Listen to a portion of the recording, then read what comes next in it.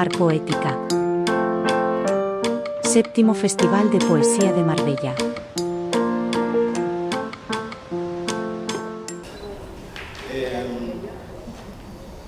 Bueno, pues vamos a por el último diálogo poético de esta séptima edición de Mar Poética, que hemos titulado El escenario de un poema. Me siento muy bajito hoy.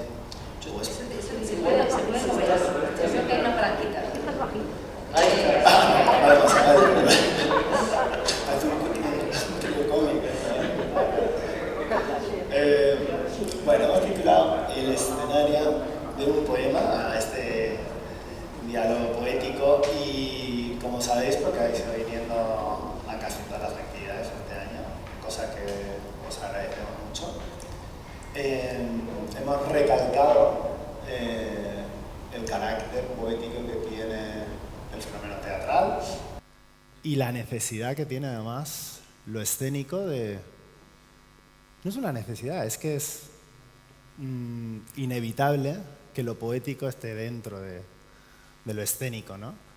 De hecho, empezaré por ahí la pregunta, pero antes voy a hacer una mínima presentación de Pablo Messier y de Violeta Gil, que han hecho muchas cosas. Entonces, si hiciera una presentación metódica, quizá gastaríamos aquí la hora contando lo que han hecho. Pero así someramente, Pablo Messier nació en Argentina en el año 74, pero ya lleva aquí bastantes añitos.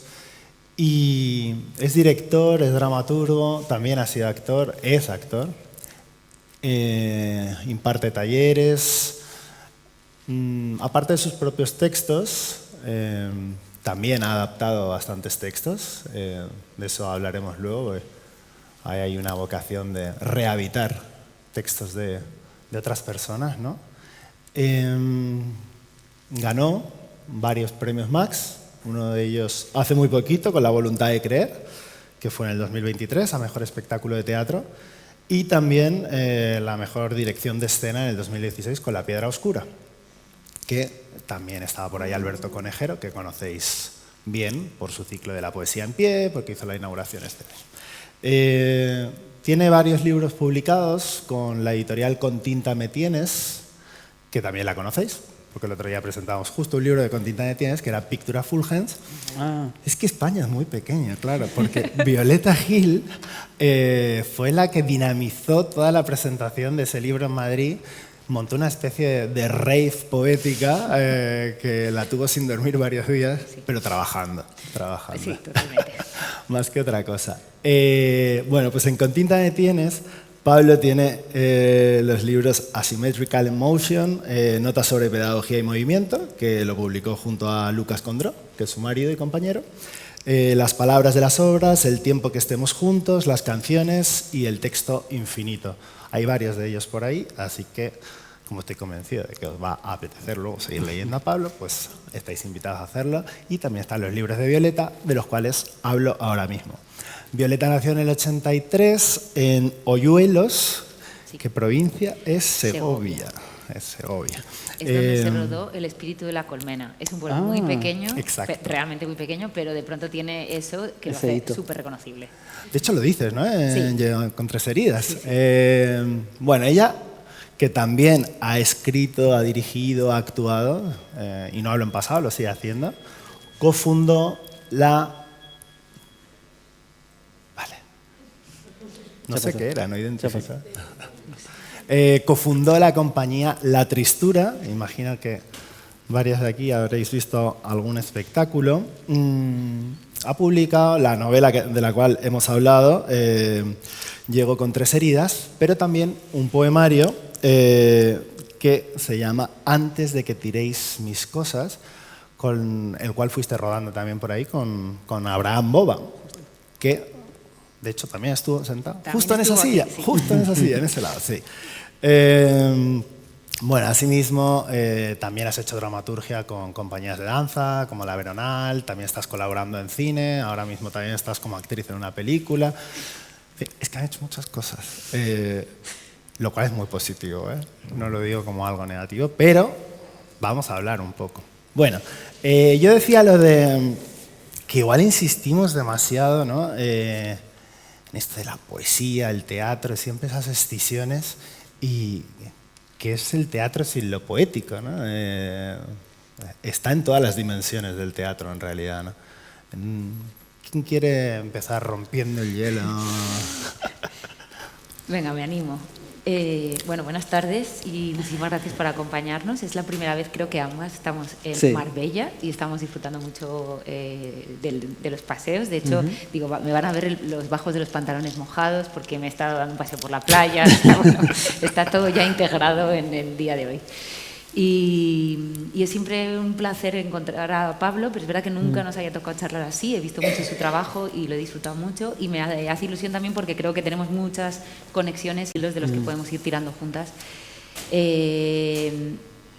Tengo como sentimientos encontrados. Por un lado pienso, siempre he sentido que la creación es una, que da igual y que cada proyecto va tomando la forma que necesita para salir al mundo y que el impulso creativo da igual en cine, música, teatro, escritura más dedicada al libro, ¿no? A la poesía o a la novela. El impulso es el mismo, simplemente pues van cambiando los formatos dependiendo de lo que pues cada idea necesite, ¿no?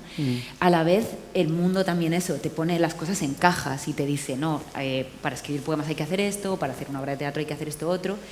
Y yo misma, habiendo pensado siempre eso, que la creación nace del mismo lugar, me encontré después de muchos años trabajando sobre todo en teatro con La Tristura y escribiendo en colectivo, pidiendo una beca para irme a Iowa a estudiar un máster de escritura creativa y allí de pronto diciendo que yo también que puedo escribir poemas, como que por un lado sabía que todo era parte de lo mismo, pero a la vez evidentemente hay un respeto hacia las diferentes artes, ¿no? que te hacen pensar que quizá lo que tú haces es solo una cosa. Entonces, ambas ideas conviven mucho en mí. Y, sin embargo, una vez me puse a escribir, me di cuenta de que la escritura poética tenía todo que ver con la escritura que yo había hecho para la escena. Y con una diferencia para mí muy alegre que tenía que ver con la posibilidad de compartir esa creación de una manera un poquito más sencilla. El teatro requiere de muchas personas para hacerse cada vez, ¿no? Como una producción teatral no solamente requiere todo el proceso primero de creación y escritura, sino de pues ponerlo en pie, ¿no? Hay muchas personas implicadas. Sin embargo, de pronto esto era como simplemente yo con mi boli y mi cuaderno o con mi ordenador.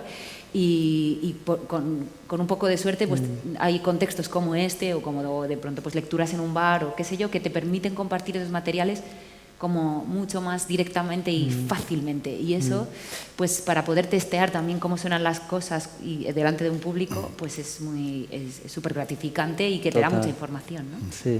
No sé. Bueno, muy de acuerdo.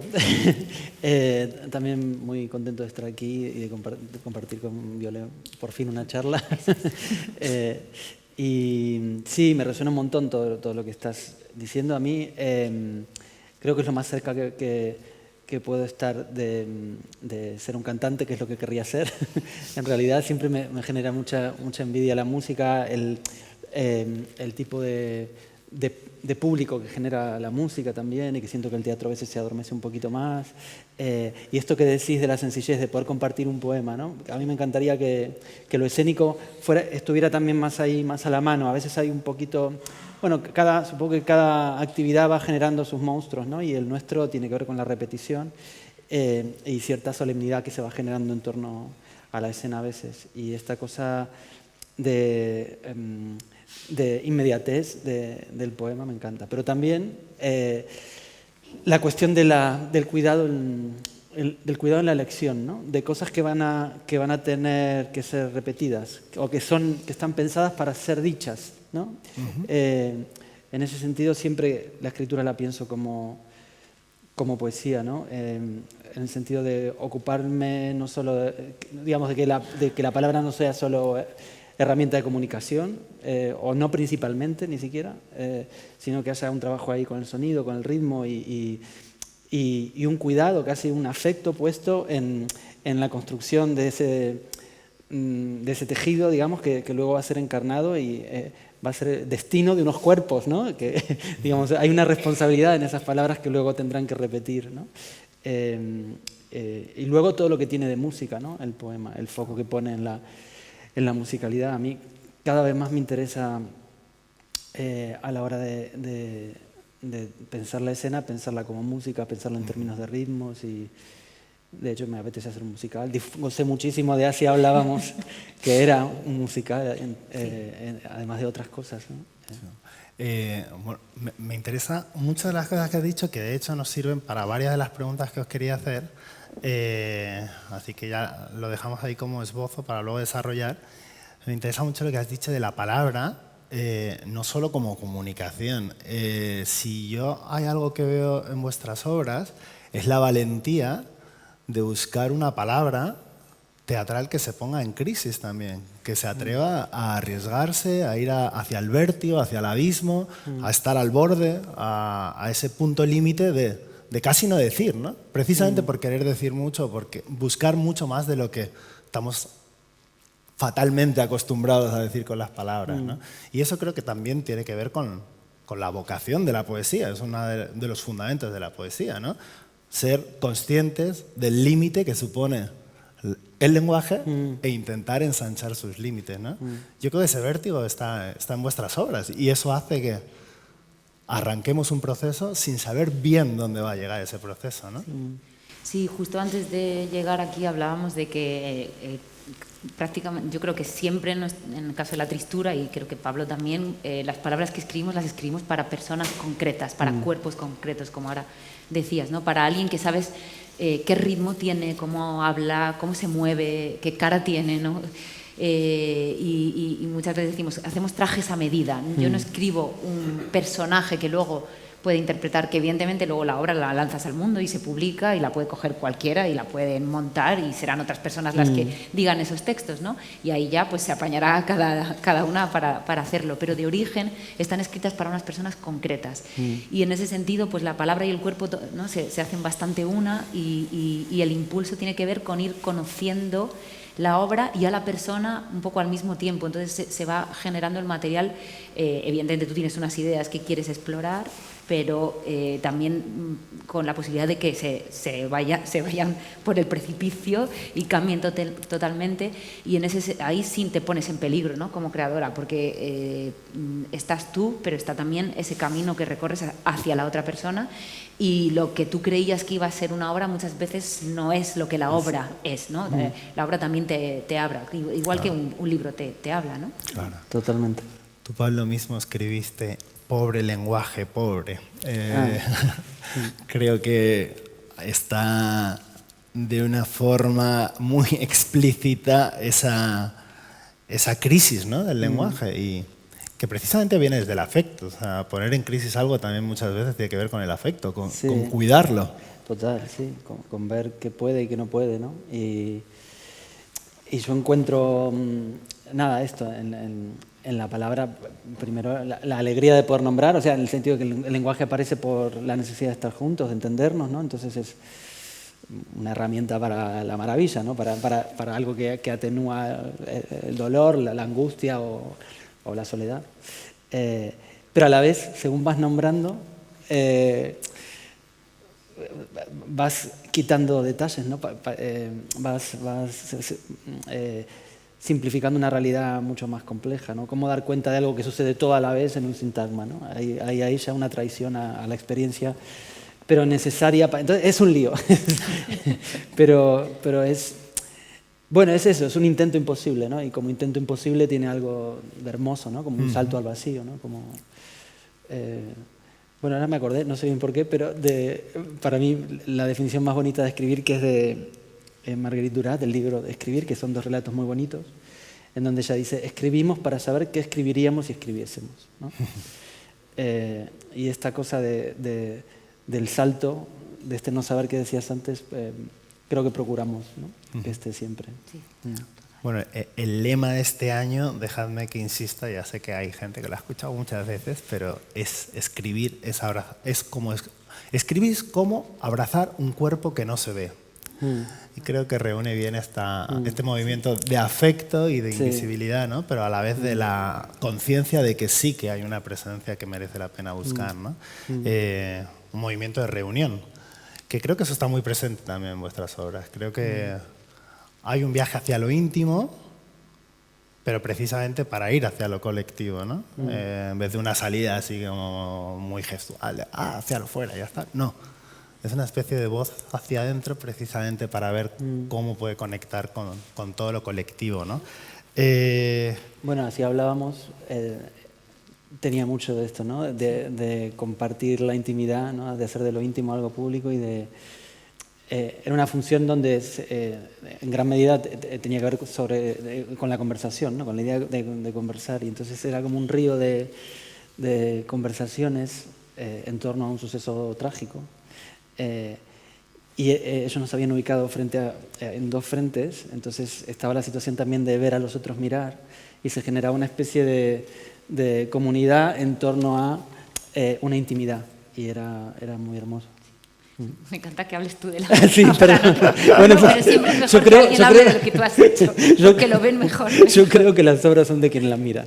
Sí, total, ¿no? total. Al final. Me gusta. Sí, pero sí, perdón sí. por la... Sí. No, es que me parecía que iba justo con lo que decías. Sí, sí. Yo quería retomar lo que has dicho al principio de todo de la música y que, Sí. bueno, que tú también has hecho las canciones Sí. y que en esta obra en Así hablamos hay mucha música, pero yo hice con este libro un espectáculo con música, que es porque creo que tenemos un deseo muy grande. Sí. Nosotras en la compañía decimos mucho, es que la música es mucho más sexy que el teatro. Porque es verdad que hay un tipo de facilidad y de llegada, ¿no? Como más directa, y también pues el tipo de convocatoria que de pronto hoy estamos aquí, está lleno y hay mucha gente y digo, qué alegría, ¿no? Porque la poesía también tiene convocatoria, pero es cierto, bueno, pues que es de otro tipo, y el teatro evidentemente también, y está hecho precisamente para encontrarse con los demás, pero no es lo mismo que un concierto. Entonces tenemos todo el rato esa pulsión trabajamos con lo íntimo y con cosas delicadas, pero queremos llenar un estadio de fútbol como Bruce Springsteen, ¿no? Entonces, bueno, estás como todo el rato ahí peleando con esos impulsos. Usáis la música, claro, pues estamos hablando de música, pero lo usan en un sentido, tanto Pablo como Violeta, un sentido diegético, es decir, la música está incorporada dentro de las piezas, es parte constitutiva de las piezas, ¿no? No es que ponga una música bonita de fondo que me sirva de banda sonora para estimular emociones, no.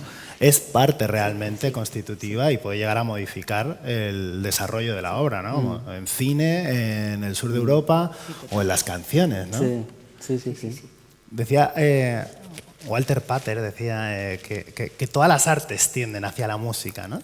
Y él lo decía porque a la música no le hacen falta los significados para emocionar, ¿no? Que esa es una de las pobrezas del lenguaje, ¿no? Que tiene que significar sí o sí.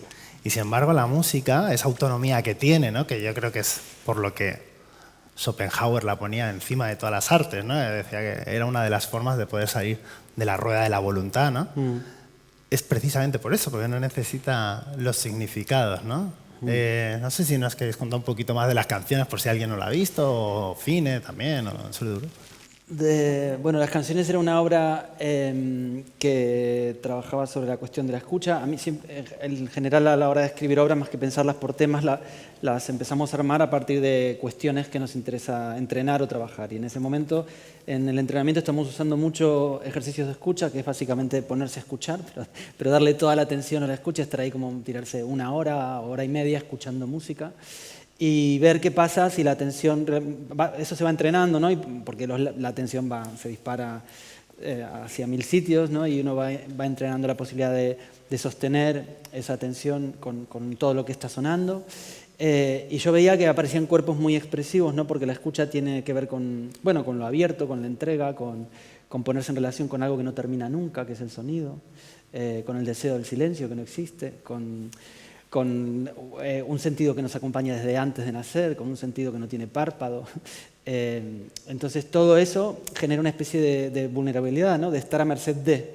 Y eso, claro, es muy, muy bello de ver, ¿no? Gente que está a merced de algo y lo comparte, ¿no? Entonces, al final, después de entrenar un tiempo sobre esta cuestión, de escuchar, lo cruzamos con personajes de Chekhov y sobre todo con la estructura de las tres hermanas y armamos ahí esta función en donde se intentaba mover el eje. Estamos acostumbrados a ir al teatro a ver cosas, ¿no? El teatro es el lugar de donde se mira, pero ¿qué pasa si...?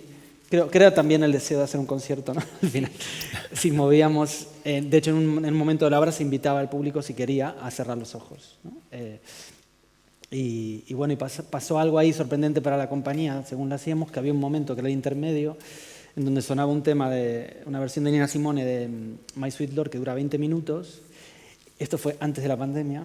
Y la gente se terminaba todo el mundo bailando, pero por contagio, no es que pidiéramos de la escena, venid, bailad con nosotros, ¿no? Y fue eso como una revelación para nosotros, ¿no? Terminó siendo una cosa que apareció la semana anterior a estrenar, terminó siendo el corazón de la obra. Eso pasa bastante, ¿no? Eso pasa, Sí. eso pasa y es maravilloso. Sí. Bueno, y tú tenías la pieza de Nina, que es una Sí. hermosura, que no sé si alguien habrá tenido ocasión de ver, porque igual no se hizo tanto o no lo No, sé. se hizo poquito y en sitios muy chiquitos. Sí, Sí. y que era también la voluntad de hacer un concierto. Un concierto total, Sí, total. totalmente, Sí, sí, con sí. una actriz cantante Sí, sí, sí. que tenía su piano y que cantaba hermosísimamente Sí. y que te iba llevando también por historias. Sí. Yo recuerdo la sensación de una gran intimidad Sí. y sé que es un concierto, pero también es una obra, pero es un poco todo y sí. Sí, estamos intentando siempre buscar esos lugares, ¿no? de dónde podemos romper el teatro, cómo podemos llevar a otros lugares, ¿no? Sí, o volver a reunir lo que nació junto, ¿no? La cosa del rito de música, movimiento y texto, esta división que sirve para vender entradas o para entender, bueno, ¿y esto qué es? ¿Esto qué es? ¿Esto qué es? Y que al final quita potencias, ¿no? Porque habríamos de pensarnos distinto. Yo creo que igual algo que os permitís vosotras en la escritura teatral y en la escenificación, ¿no?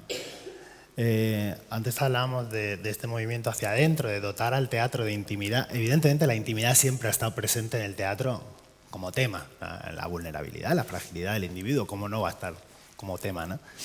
Pero no siempre ha estado como forma. Y yo creo que hacéis reunir ambos en forma y tema la intimidad, permitiéndoos, por ejemplo, el silencio, la duda, la vacilación de los cuerpos, ¿no? Que no es algo que hayamos visto tanto en el teatro que se venía haciendo en este país, ¿no? ¿Cómo os interesa eso como experimentación escénica y de escritura? Bueno, yo creo que esa es la obsesión, ¿no? Como de qué formas toma la palabra y el silencio, ¿no? Que al final es lo que decía Pablo al comienzo, que toda la escritura es música, también es ritmo, pero ese ritmo pues también pues, ¿no? Pasa de alegro a no sé tantos términos musicales, pero las formas del habla para mí sí han sido siempre la obsesión y si alguien pudiera ver ahora obras de la Tristura del comienzo y de las de ahora, evidentemente yo siento que sigo pensando en lo mismo, o sea, sigo concentrada en eso, pero han cambiado un montón las formas que hemos tenido de alcanzar algo que para mí es como simplemente un tipo de cercanía y la posibilidad de ver algo que de otro modo no podrías ver, ¿no? Como de abrir unas mirillas para que el espectador tenga la sensación de estar viendo algo que de otra manera hubiera sido imposible presenciar, ¿no? Hacer un pequeño misterio.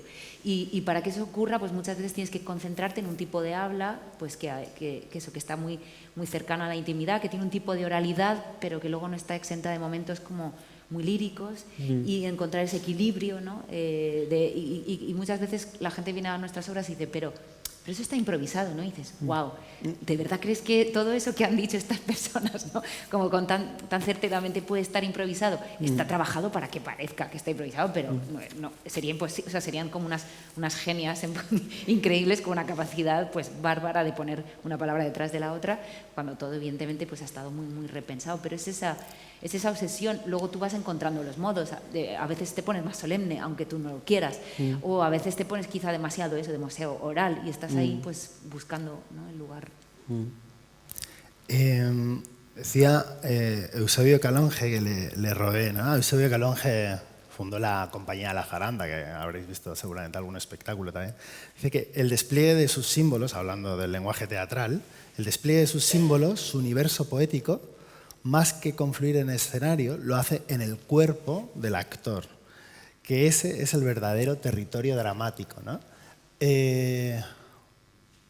Habéis experimentado mucho con el cuerpo, no porque tengáis un teatro físico, ¿no? Lo que se llamaría el teatro físico. Sí, el teatro no puede ser no físico, claro, ¿no? De claro, otra forma. no, No queda otra, por suerte. Pero, claro, aquí se genera una cierta paradoja, ¿no? Por un lado vamos hacia un mundo mucho más virtual, bueno, virtual, decididamente virtual, ¿no? Donde eso supone un borrado del cuerpo de alguna forma, o por lo menos un cuerpo siempre mediado a través de una pantalla, o lo que sea. Pero el teatro, su territorio dramático es el cuerpo, ¿no? ¿Sentís que hay que defender eso de alguna manera o es imposible que no se dé ¿Qué decirte?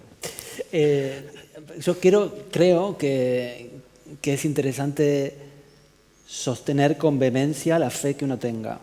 Y yo creo, sí, en un teatro de cuerpos. Sí. Porque tuve la voluntad de creerlo. Porque tuve la voluntad de creer, sí. Sí, pero creo cada vez más que el cuerpo que más me interesa ahora mismo es el del público.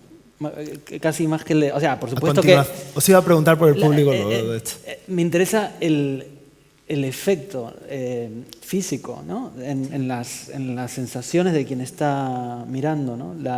Bueno, la experiencia que esa gente... Cuando hicimos las canciones y pasó esto con el público, eso me hizo pensar, hostia, qué fuerte, ¿no? El foco se movió al público. Y ahora en La Voluntad de Creer, que fue la siguiente, decidimos ensayar con público, o sea, hacer todos los ensayos con la presencia del público para ver qué efecto tenía sobre la creación, tener las miradas. Y fue alucinante eso.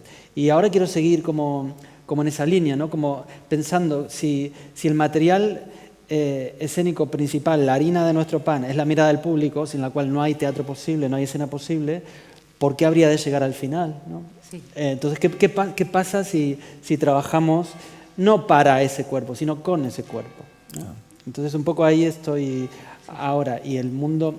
Una vez me habían preguntado en una entrevista de estas que se hacen sobre las nuevas... ¿qué va a pasar con el teatro ahora que hay pantallas? Y no va a pasar nada. Quiero decir, lo que hace que las cosas sobrevivan es su singularidad, no el intento de parecerse a otras, ¿no? Entonces, cuanto más teatral sea la cosa, más firme será su raíz, ¿no? Sí. Bueno, yo sí he sentido mucho y que particularmente después de la pandemia ha habido un deseo de acudir al teatro precisamente por eso, bueno, pues porque estamos tan virtualizados que necesitamos de vez en cuando que nos recuerden que hay cuerpos del otro lado. Claro. Y eso sí, ahí sí digo, bueno, evidentemente el mundo es muy complejo y pueden pasar muchas cosas, pero creo que ese deseo va a seguir estando. Y en la poesía lo noto también, como las lecturas de poesía están mucho más llenas porque uno ya no tiene tanto deseo de estar a solas en casa con el libro, sino de ver a alguien, ¿no? y oler y ver cómo se mueve el cuerpo, ¿no? De hecho, tú dices que cuando escribiste, antes de que tires mis cosas, sí. Que escribiste ese poemario pensando en leer, que la gente lo lea en voz alta. Totalmente. Para mí el sentido estaba en eso. O sea, luego es verdad que es bonito que exista el libro y que alguien se lo... Pero están como en el acto de compartirlo en voz alta con las otras personas. Y hablando, claro, del público como cuerpo también, ¿no? Era la siguiente pregunta. Si, por ejemplo, durante la pandemia se dieron muchas actividades de estas, ¿no? De una obra desde casa para que la gente desde su casa viera también, ¿no? ¿Cómo eran esas experiencias con el público, ¿no? Con ese público virtualizado? O sea, ¿qué tenía eso de fuerza, ¿no? Yo por suerte no... Te libraste. Sí, solamente participamos, es verdad, había un festival en Suiza que nos invitó, que íbamos a ir a actuar y tuvo que posponerse al año siguiente y hizo una actividad que fue muy bonita, pero no entregándose a esa como de vamos a grabar la obra y la vamos a poner y que haya gente del otro lado, sino como buscar otra manera, ¿no? Claro. Entonces grabamos unos audios que la gente tenía que descargarse y escuchar dando un paseo por la ciudad y les mandamos unos textos, bueno, como un pequeño pack que recibían y que sí tenían que hacer individualmente, pero con, bueno, como otro tipo de experiencia, no de pasar la obra por la pantalla, que a mí me resulta muy... ¿Tú te libraste también o no te libraste? Yo me libré, sí. Sí, no me tocó. No, es que me hubiera negado, o tal vez me negué y ni me acuerdo, pero no hice nada, porque no... Justamente por defender que trabajemos con los materiales que son, y si vamos a trabajar con audiovisual, trabajemos audiovisual, pero no lo llamemos teatro en vivo, en todo caso es como tele en vivo, ¿no? Al final ya está inventado hace siglos, no pasa nada, hagamos eso y está bueno, veamos porque te pasaban cosas muy desasosegantes que por el deseo de sostener el hacer la función, a veces había cosas que eran horribles, que se podían hacer mejor grabándolas, ¿no? Porque si nos daba igual que estuvieran o no ahí las personas, ¿no? Pero bueno, por no mirar con amor el dispositivo, pasan estas cosas, ¿no? Al teatro le pasa mucho a veces también. Sí.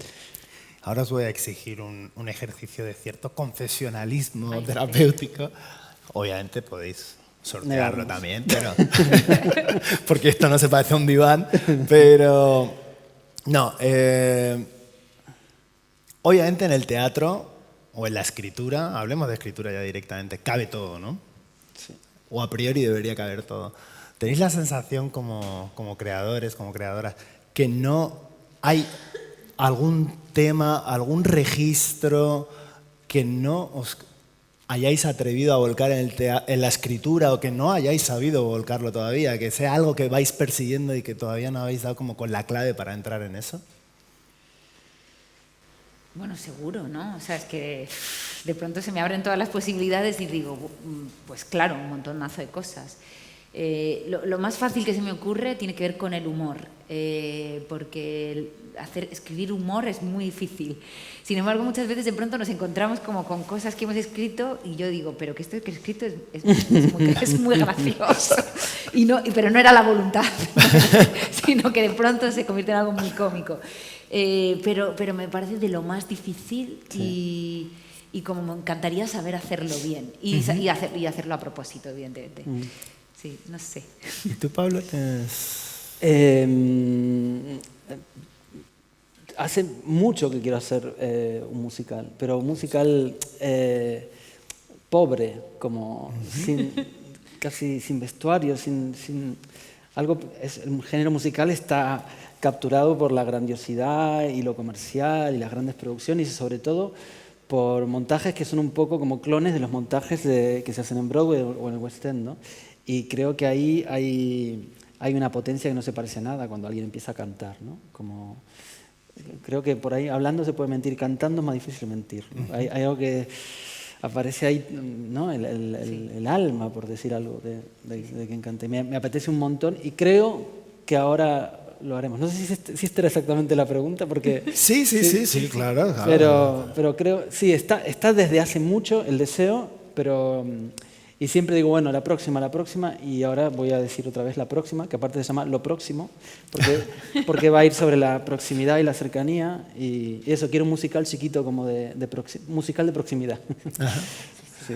Bueno, pues ojalá que podamos ver ese musical pobre de Pablo Messier y ese monólogo humorístico de Violeta. Bueno, monólogo humorístico me cuesta un poco más.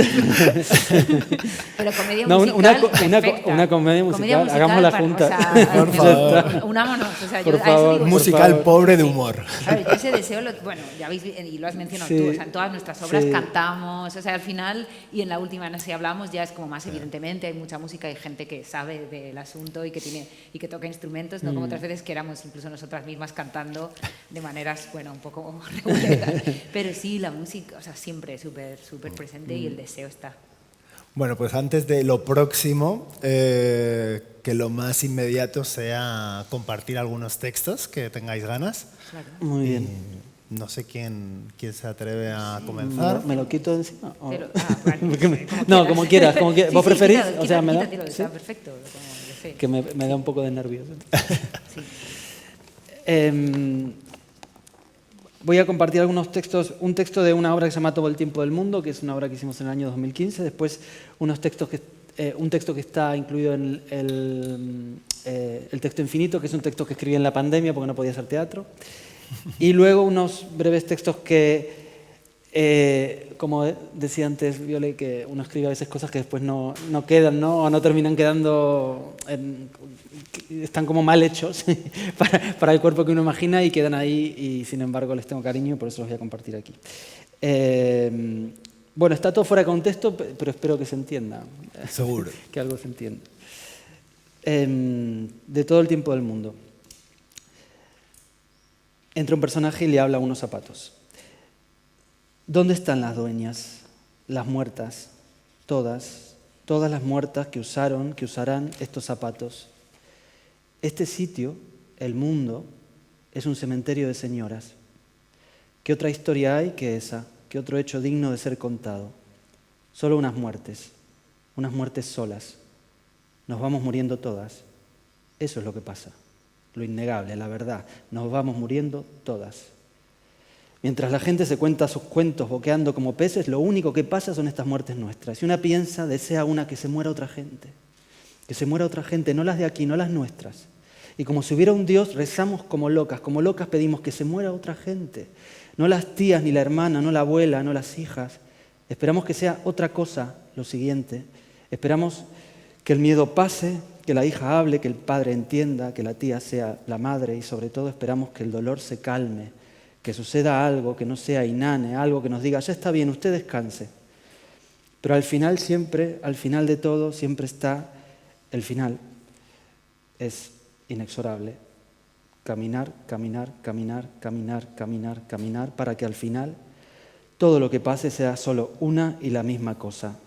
Dejar zapatos huérfanos. Y ahora del texto infinito. El hijo del señor de bigotes y de la señora de pelo demasiado negro prende un fuego para un asado con una facilidad sorprendente. Hablar le cuesta más, nos cuesta más. Yo le pregunto por él, por ella, por ellos y espero. ¿Cuánto tardará él en preguntarme cómo estoy? Van 3 horas de encuentro. Todo parece calmo, sin embargo, entre nosotros. Miro las plantas. ¿Hay más? Son de su madre. Su madre es mi abuela, así que él es mi padre. Miro las plantas. Hay más. Las plantas siendo formas, todas hermosas, en su manera de desbordarse, de desplegarse, de hacer todo lo que mi padre y yo no podemos. Sin embargo, calmo parece todo entre nosotros, hasta que llegan el colibrí y su histeria. Creo que el colibrí, que tiene algo aparentemente bello y algo evidentemente insoportable, es una presencia pertinente esta mañana. ¿Y qué es lo próximo que vas a hacer?, dice mi padre. Miro el reloj, 5 horas. Ahora estoy con su madre, con mi abuela, con la mujer que hace 40 años tuvo el pelo demasiado negro. Ahora lo tiene demasiado corto. Me cuenta que le gustan los tangos y la zarzuela, pero bailar no, que ella veía a la gente pasárselo muy bien al bailar. Lo dice incrédula él, muy bien. Pero ella no ha bailado nunca, ella no. Nunca bailé, dice. ¿Cómo será no haber bailado nunca a esa edad? ¿Será posible? Yo le cuento que hasta hace tanto no bailaba. Ahora bailo y soy como esa gente que se lo pasa bien al bailar. Nadie no baila porque quiere, pienso. Y ella habrá bailado, pero sin querer, para cumplir con la ceremonia, pero eso no es bailar. Bailar es no cumplir con nada. O es eso o es ballet. Yo empecé a bailar cuando dejé de cumplir, cuando empecé a coger con hombres, empecé a bailar. Pero eso no se lo voy a contar a mi abuela a esta altura. Me acuerdo de un día, mi coming out bailado, cuando ya cogía, era tarde en una fiesta en la casa de alguien medio rica, después del baile de todas, del sudor, del alcohol, incluso después de la fiesta, casi solo estaba en una de esas habitaciones con molduras blancas de las casas de los ricos y empezó a sonar I Miss You de Björk y empecé a bailar. Más que empezó el cuerpo. Me dejé llevar, me dejé bailar y cantar. Te echo de menos, pero aún no te he encontrado, con Björk y en inglés.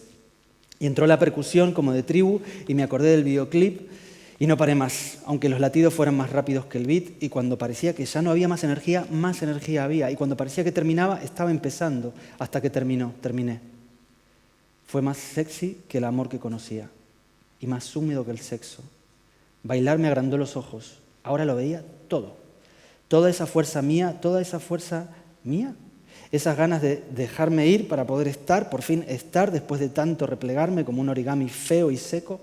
«Wow», dijo alguien, como un perro de dibujito. No estaba solo, estaba otra vez en el mundo de las cosas separadas y de la gente que opina. Y nadie se estaba burlando por una vez. Voy a bailar tanto, pensé, tanto, pensé, yo soy mi propia droga. Voy a ser feliz cada vez que quiera y querré mucho. Lo bueno de empezar tarde es que termina después, que no termine. No voy a dejar de bailar nunca. Cada danza dedicada a otra danza no bailada como la luz de una sombra.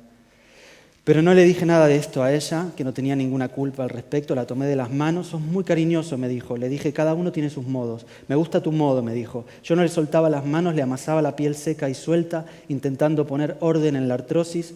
Comimos alfajores y fuimos más niños. Desde su silla de ruedas relataba las cosas que había hecho, siendo evidente que no había podido hacerlas.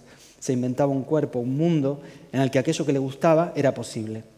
En su mundo de ahora hasta los muertos vivían y yo todavía era su nieto. «¿Qué es lo próximo que vas a hacer?», me dice. «Una obra de una mujer enterrada hasta la cintura. Se llama Los días felices», le digo.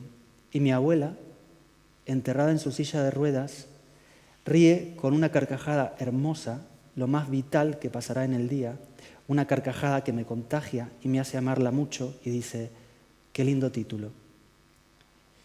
Y ahora unos fragmentos de textos que eran para los gestos, la última obra que estrenamos. Como detective de mi propio misterio, la infancia, esa cueva, me detengo ante la puerta que entreabro, cuya oscuridad no sé si miento.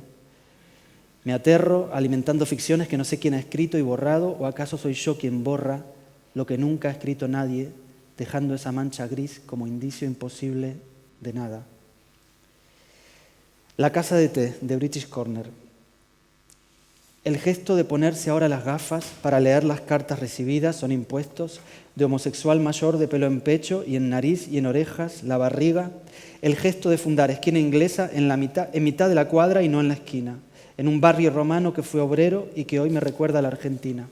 Un gesto maricón, grandilocuente, el buen mal gusto camp, qué maravilla, mezclando a la reina de Inglaterra con tazas heredadas de una tía. Una tristeza tenue en cada cosa, el gesto gay del té y de las tacitas, más espejo que gente en las paredes y el gato que se duerme y no nos mira. Pedí té negro a la vainilla. Los biscotti del giorno del paquete probablemente fueran de otro día. Vi la hoja nueva, tierna, pequeñita, antes de ser esa forma que se despliega y me dije, la voy a cuidar como nunca, la voy a cuidar como nadie, la voy a cuidar como nadie nunca ha cuidado nada. Y cada mañana, antes de todo, la rociaba con agua fresca. Me gustaba el ruido, el chistar del agua. Me aplicaba feliz a la tarea de ser lluvia para alguien, ser su rocío, su selva, su promesa cumplida de humedad eterna. Y así cada día, con fervor de madre, la llenaba de agua, esperando el momento de su abrirse, que por razón misteriosa no llegaba nunca. Se quedaba así, lánguida y clarita, cerrada en sí misma, con el verde triste de los enfermos, el de las flemas. Pensé que sería el calor extremo, la edad de la planta, yo qué sé, el destino. Cualquier cosa pensé menos mi culpa. Fui a comprar remedio, un fertilizante, uno que ponía no sé qué del verde, para ver si el verde la volvía sana, la dejaba oscura como eran las otras que abiertas gritaban «Somos verde inglés». El fertilizante actuó instantáneo y con una fuerza, con nueva fuerza, la hoja demasiado tierna, de verde demasiado claro, empezó por fin a mostrar su forma. Pero lo esperado no trajo ninguna felicidad. Lo esperado nunca es lo que se espera. Al abrirse, la hoja dejaba ver un borde negro, un borde triste, seco, más de muerte que de vida. Y yo que esperaba lo oscuro, despreciaba ahora lo oscuro. Bajé la aplicación que cuida de las plantas, le hice fotos a lo feo. Llegó el diagnóstico en letras rojas, pudrición de la hoja, agregando las causas debida a la lluvia o a la nebulización del jardinero. Pero yo sabía que en casa no había jardinero, ni lluvia, que la lluvia era yo, el jardinero era yo, la causa de toda pudrición por querer cuidar como nadie nunca. Y para terminar, uno más de los gestos. Este sí llegó a la obra, es el único que llegó a la obra. Pero distinto. Escribir, pero ¿escribir qué? Escribir un comienzo, la frase para que venga la frase, la situación, escribir él, pero ¿y esto? ¿Y esto cómo es que es tuyo? Ella, no preguntes, o escribir. Ella lo mira mientras él mira el espacio con la boca abierta, como un niño mira, pero ella lo mira como un hombre y piensa cosas que no dice. O escribir, después de Roma todo es poco. Escribir aquí para que sobre, hacer estas cositas, estos desvíos para que sobre. Después de Roma todo es poco. Personajes, sí, una gente ahí para hacer los gestos, recibirlos, las dos mujeres, una mayor, otra más joven, los tres hombres, cada uno más joven que algún otro, más bajo que algún otro. El espacio con los gestos de antes, el espacio como un gesto de antes, la ciudad nueva como elefante pisando la anterior, la moral nueva como elefante pisando la anterior, la materia que tapa, que ahoga, que esconde la materia. Pero los gestos ahí todavía flotando en el espacio, usurpando los cuerpos con los gestos de los otros, los cuerpos siendo gestos de los otros, haciendo los gestos de los otros. Decimos pavadas todo el tiempo, hacemos pavadas todo el tiempo. Hay gestos que hacemos y gestos que nos pasan, que se hacen solos, del susto o del deseo. Escribir excesivamente para que quede lo que haga falta. Con rigor de escultor, quitar. Después de Roma todo es poco. Entonces que así sea, que del exceso quede aquel poco que ahí sea todo. Y eso es todo. Gracias. Muchas gracias. Gracias. Muchas gracias, Pablo. Violeta. Sí. ¿Estás cómoda sentada? ¿Quieres estar de pie? Porque como eres de alzar la voz para Yo soy leer, igual quieres expansiva, alzar el cuerpo pero también. Me había ¿no? imaginado la situación así, entonces estoy bien. Como tú quieras, como te sientas No a sé si os gusto. habéis dado cuenta, o sea, ha sido maravilloso que el último texto se notaba que había sido dicho en Sí. escena. Ah, sí. Ya ha cambiado el ritmo, Ah, el sí. cuerpo, Claro, claro. todo. Es como, Lo escuché claro, es muchas que veces, Lo claro. escuchaste muchas veces, claro, Claro, sí, sí. claro. Yo lo escuché solo dos, Sí, pero, sí. pero sí, qué maravilla. Gracias. Gracias. Yo traje para leer pues de la novela y del poemario como más o menos dentro de la misma temática, precisamente pues para mostraros cómo muchas veces una tiene una obsesión en la que intenta darle diferentes formas hasta que pues ya no puede más, o hasta que yo qué sé o quizá pues toda su vida hace eso, ¿no? Hablar del mismo tema. Y también porque creo que ambos libros tienen evidentemente mucha relación con que yo vengo del teatro y de la escena y de escribir para la escena, pero retomando lo que comentaba al principio, a veces una tiene un impulso que no sabe qué forma tiene que tener, ¿no? Y cuando escribí la novela, en realidad yo tenía la idea de hacer una pieza escénica. Y cuando puse por primera vez, gracias a una residencia que me dieron en escena, el diálogo que os voy a leer solo un fragmento de ese diálogo, pero lo puse en escena con dos personas queridas que hicieron del padre y de la hija, decidí que yo no era capaz de soportar ver a dos cuerpos reales haciendo eso y encarnando a ese padre y a esa hija. Y entonces que necesitaba que quedara en el libro cerrado, ¿no? y fuera de mí. Y bueno, pues eso, os voy a compartir estos textos. El primero, dentro del poemario, pues veréis que tiene en realidad un tono muy teatral, ¿no? Muy de monólogo. Si nadie te lo explica, al menos puedes leer un libro que te alivie un poco. Es imposible que recuerde. ¿Cómo puede ser el origen tan oscuro? Necesito un libro en el que pueda entender qué estaba pasando.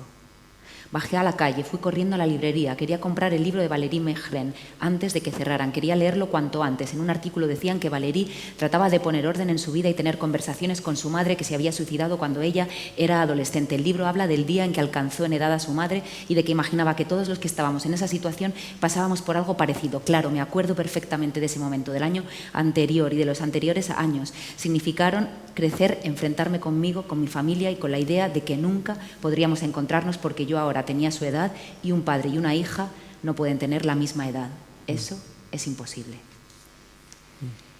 Bueno, el padre y la hija no pudieron tener la conversación en persona, sin embargo, la literatura te da la oportunidad de generar situaciones que de otra manera no podrían ser, y en este libro el padre y la hija, en efecto, hablan. Y la marca la he perdido. Perdonadme. ¿Por qué no es esta? Ajá. Aquí. Bueno, esos son el padre y la hija. Creo que se irá notando, espero, por el tono cuando habla cada uno. Empieza el padre y dice: no estoy de acuerdo con lo que estás haciendo. Ya me imaginaba. Y lo haces igualmente. Bueno, no sé, no estoy segura de nada. Quizá ahora me digas algo que me haga pararlo todo. Muy bien, voy a intentarlo. Esto es de una de las cartas que tú misma has leído. ¿Quién eres? Pues eres una persona que vive en Madrid y el día 19 se examina de fisio. Lo mejor es dejar el tema porque enseguida me pongo a hacer literatura y al final va a resultar que eres un personaje de novela. Eso es de alguna manera lo que estás haciendo tú. Nos conviertes en personajes de novela. Quieres deshacerte de nosotros, manejarnos a tu gusto, que seamos lo que tú necesitas que seamos. Tengo que reconocer que me molesta, pero sé que no lo tengo fácil, no estoy. No puedo hacer mucho para defenderme. Pero con tu madre es más complicado, ella sigue contigo. Es la que ha estado todo este tiempo y no me parece justo. Ya, ¿te crees que soy idiota? Te ha salido una hija idiota que además quiere controlarlo todo. Pero me parece que apelar a nociones de justicia ahora mismo tampoco sirve, es muy relativo, ya lo sabes. Te falta información, estás viendo solo una parte que aunque fuéramos muy ingenuos, no te lo discuto, sabíamos que era importante. Había que demostrar que éramos especiales. Lo que lees no es la verdad sobre nosotros, es la verdad sobre lo que de nosotros queríamos que se pensara, sobre todo en mi caso. Bueno, es que sobre todo tengo tus cartas, lo demás son conjeturas, aunque me puedo hacer a la idea, pero creo que mi madre se dejaba ver mucho más de lo que tú lo hacías. Creo que ella era más clara, no se escondía. Es posible que ella siempre haya tenido más claro quién era, cuáles eran sus filias y sus miedos. Ella me quiso desde el primer día, igual que yo a ti, igual que a ti. Yo también te quise desde el primer día, no es eso. Pero siempre fui más egocéntrico, más egoísta, supongo. Tu madre tenía la frente tan despejada, lo tenía todo tan claro, me daba envidia. Pero eso nunca se lo dije. Siempre le hacía sentir que yo era superior, porque le daba muchas más vueltas a todo, lo retorcía, lo miraba por arriba y por abajo, y ni siquiera ahora que no estoy puedo hacerlo de otro modo. Aunque sí me gustaría tener otras palabras para explicarlo. A mí también me gustaría, pero juego con lo que tengo. Te doy las palabras que saco de tus propias cartas. Violeta, tenía 20 años o menos, era un crío, me estaba buscando. Perdona, ya sé, me daría mucha vergüenza que alguien usara mis cartas de esa edad. ¿Ves? Me das la razón, no es justo lo que estás haciendo. Y sin embargo, ¿qué? No puedo hacer otra cosa. No me dejas muchas más opciones. Bueno, pero tú sabes que no es necesario, puedes seguir como hasta ahora. Si te digo que no puedo seguir como hasta ahora, va a sonar a justificación cutre y no quiero. Claro que podría seguir, claro que podríamos no protestar, quedarnos con nuestra pareja de siempre, aguantarnos en el trabajo, no dejar el piso, seguir yendo al mismo bar, al mismo lugar de vacaciones, qué sé yo, claro que podría seguir.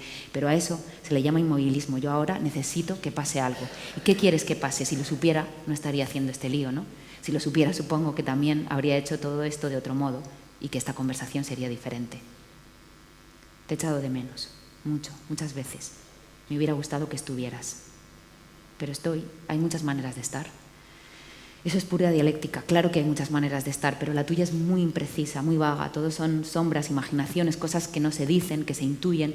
Eres un fantasma y hay tanto dolor alrededor de todo lo que tiene que ver contigo que se hace muy difícil ver con claridad.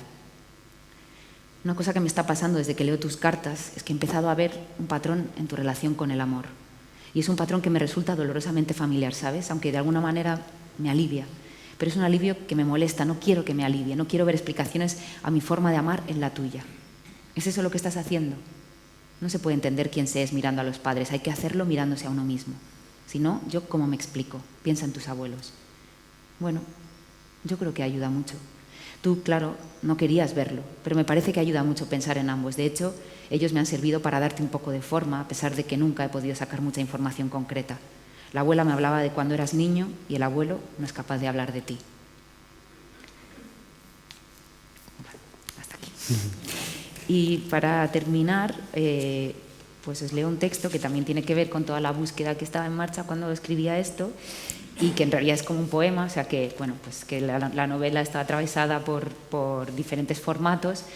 También hay música, yo intenté que sonaran canciones, no sé si lo conseguí, pero estamos siempre como intentando que pasen cosas que en realidad no pueden pasar en el papel, ¿no? Y creo que es un texto que resume bastante la energía que había al escribir. El duelo puede llegar a convertirse en una forma de anhelo, y aquí hay un duelo que se transforma en voz y en memoria. Lo encarna un cuerpo que aún no sabemos a quién pertenece. ¿Cómo podemos describir lo que no está, lo que no comprendemos del todo? ¿Cómo es poseer a otro? ¿Cómo es devolver la vida? Aquí hay un deseo, el deseo de lo que no puede ser, el deseo de conversar con lo que no es, no está. Aquí hay un lamento, aquí hay una celebración. Aquí hay un deseo y trata de atravesar una canción, convertirse en ella. Sigamos el ritmo de la noche. Se puede ser frágil y fiero, se puede llorar y reír y convocar a los muertos. La voz se convierte en un acto de presencia y resistencia. Las preguntas continúan incluso cuando nos hemos ido ya. ¿Cómo? ¿Cómo organizar el deseo? ¿Cómo organizar la vida? ¿Cómo organizar el yo, el nosotros, el vos? ¿Cómo organizar la memoria, la construcción, la contradicción, el lamento, la celebración? Trato de encontrar las palabras que me ayuden a describir lo que ocurre cuando una regresa a su origen y va encontrando las huellas de quienes estuvieron allí, pero también conociendo a los que han ido ocupando su lugar, que forman una nueva historia. Un diálogo continuo con lo que ocurrió antes de ellas, antes de mí. Busco palabras en relación al duelo que siento y esto me dice el diccionario. Pena, dolor, aflicción, problema, inconveniente, dolor de cabeza, de luto, en duelo, pérdida, pesar, dolor, luctuoso, consumirse, languidecer, desolación, sofoco, amargor, afligido, atribulado, desconsuelo, duelo, escozor, pesadumbre, tristeza, llorar, a lamentar la muerte de, estar de luto, llorar, lamentar, estar apenado, sentirse apenado. No, no es esto. ¿Hay verbos mejores para hablar del duelo? Ninguna palabra es tan específica como mi deseo de hablar de ello. No, no es eso, pienso. Quiero pasar tiempo, compartirlo. ¿Qué otra cosa tenemos si no es tiempo? Toco las cortinas, vuelo las sábanas, registro el tacto de las paredes, paseo, miro los espejos, aúllo, abro las ventanas, hago una llamada, repaso las fotografías, canto. Hay una posibilidad de que nada de esto me sirva. Entro con mi propio cuerpo en la vida que no es mía, la de este lugar, de mi bisabuela, de mi abuela, de mi padre, del río, la huerta, un caballo, el mar. Hoy ha estado nublado. Ahora que el sol se pone y espero el momento de oscuridad total, distingo cada vez menos las copas de los árboles, hasta que por fin desaparecen y solo veo mi reflejo en la ventana. No entiendo a los fantasmas. Salgo en busca de los vivos.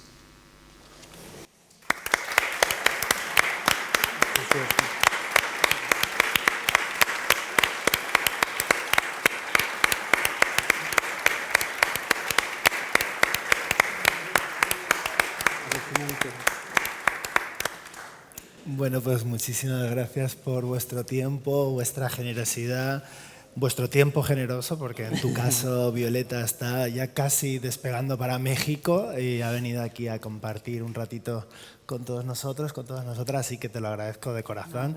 Y a ti también, Pablo. Un placer. Bueno, pues nos despedimos este año ya de los diálogos poéticos. Esto tiene algo de despedida, pero también siempre algo de bienvenida, pues ya nos hace pensar en el siguiente año y que ahí nos veamos. Pero el festival no ha acabado. Mañana tenemos encuentros, que vendrán en tercera fase, ¿no? Encuentro que justo viene de México, o sea, que se va a cruzar con Violeta. En realidad no se va a cruzar en el aire, pero imaginémoslo así, que es más bonito. Viene Alberto Blanco, poeta mexicano extraordinario, que merece mucho la pena que conozcáis, si no lo conocéis ya o lo habéis leído. Así que sigamos viéndonos y suerte toda la que merecéis. Gracias. Muchas gracias. Muchas gracias. Muchas gracias. Gracias. Muchas gracias.